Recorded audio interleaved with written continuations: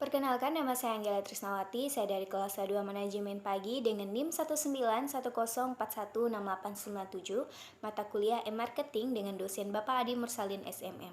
Baiklah, di video ini saya akan membahas ringkasan lanjutan dari bab 2 e-marketing yang berjudul Think.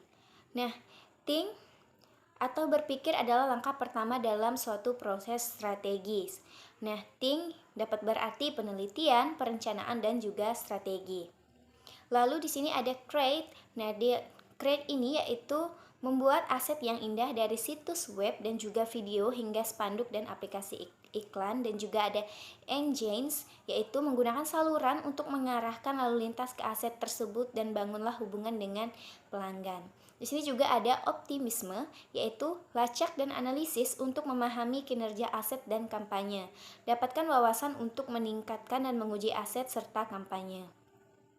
Lalu, strategi menunjukkan cara yang paling menguntungkan bagi organisasi untuk dilaksanakan pada periode yang ditentukan. Strategi juga menguraikan taktik yang awalnya digunakan untuk kalangan militer.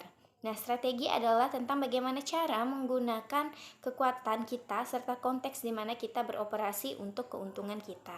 Dalam pemasaran, strategi dimulai dengan memahami apa yang ingin dicapai oleh bisnis atau masalah apa yang ingin dipecahkannya. Lalu, apa itu pemasaran? Definisi sederhana untuk pemasaran adalah penciptaan dan kepuasan permintaan untuk produk atau layanan. Jika semuanya berjalan dengan baik, permintaan ini harus diterjemahkan ke dalam penjualan dan pada akhirnya yaitu pendapatan. Lalu, apa itu pemasaran digital? Nah, jika pemasaran menciptakan dan memenuhi permintaan, pemasaran digital sendiri mendorong penciptaan permintaan menggunakan kuatan internet dan juga memenuhi permintaan ini dengan cara-cara baru dan juga lebih inovatif. Lalu selanjutnya, memahami strategi pemasaran. Nah, tujuan akhir dari bisnis apapun adalah untuk menghasilkan uang. Dengan salah satu cara antara lain, strategi bisnis mengajukan pertanyaan seperti apa tantangan bisnis yang kita hadapi yang mencegah kita menghasilkan lebih banyak pendapatan, atau tujuan bisnis apa yang harus kita perjuangkan untuk menambah uang di bank. Lalu, merek adalah kapal nilai dalam persamaan ini. Merek tersebut membenarkan mengapa bisnis itu penting dan apa nilai tambahnya bagi kehidupan orang. Lalu, strategi pemasaran. Tujuan dari strategi pemasaran adalah untuk mengatasi tantangan atau tujuan bisnis atau merek yang telah diungkapkan. Strategi yang efektif melibatkan pembuatan serangkaian keputusan yang diinformasikan dengan baik tentang bagaimana merek, produk, atau layanan harus dipromosikan. Merek yang berupa menjadi segalanya bagi semua orang berisiko menjadi tidak fokus atau kehilangan kejelasan proposisi nilainya. Lalu, memahami lingkungan. Lingkungan adalah konteks keseluruhan atau dunia luar di mana bisnis berfungsi. Ini bisa melibatkan apa saja, mulai dari ekonomi global hingga perkembangan di industri lain. Setiap merek akan memiliki lingkungan spesifik yang perlu dipertimbangkan berdasarkan pada jenis produk atau layanan yang dihasilkannya. Lalu selanjutnya adalah memahami bisnis. Ada beberapa model pemasaran yang dapat digunakan untuk memahami bisnis dan merek yang kita tangani, karena sangat penting bagi sebuah pesan pemasaran untuk merangkum identitas dari tujuan merek. Ini merupakan langkah yang sangat penting juga. Lalu selanjutnya, memahami pelanggan. Di internet, perjalanan konsumen tidak linear. Sebagai gantinya, konsumen dapat terlibat dengan merek Anda dalam berbagai cara, misalnya di seluruh perangkat atau saluran pemasaran sebelum melakukan pembelian. Tujuannya adalah untuk menjangkau pelanggan dengan pesan pemasaran yang tepat pada tahap yang tepat dari perjalanan mereka. Lalu selanjutnya yaitu memahami pesaing. Akhirnya penting untuk mengetahui siapa lagi yang memasarkan ke pelanggan potensial kita, apa yang mereka tawarkan, dan bagaimana kita dapat menantang atau belajar dari mereka. Di internet, pesaing kita bukan hanya mereka yang bertujuan untuk mendapatkan uang pelanggan kita, mereka juga orang-orang yang menarik perhatian pelanggan kita.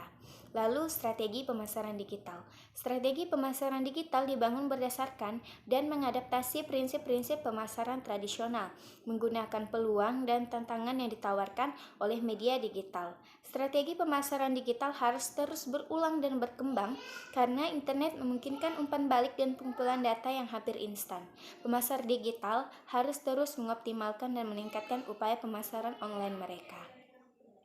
Lalu, blok bangunan strategi pemasaran. Teknik-teknik pembangunan berikut akan membantu kita menyusun strategi pemasaran, baik online maupun offline yang menjawab tantangan bisnis inti kita. Model strategi ini hanya titik awal dan cara untuk membantu kita memikirkan masalah saat kita tumbuh dalam pengalaman dan juga wawasan. Kita dapat mendapati diri kita kurang mengandalkan mereka atau mengadaptasinya. Lalu selanjutnya analisis 5 kekuatan Porter. Analisis 5 kekuatan Porter adalah alat bisnis yang membantu menentukan intensitas dan daya tarik pasar. Rendahnya batasan internet untuk masuk berarti banyak bisnis baru yang muncul secara online menyediakan pilihan yang hampir tak terbatas bagi pelanggan. Lalu 4P.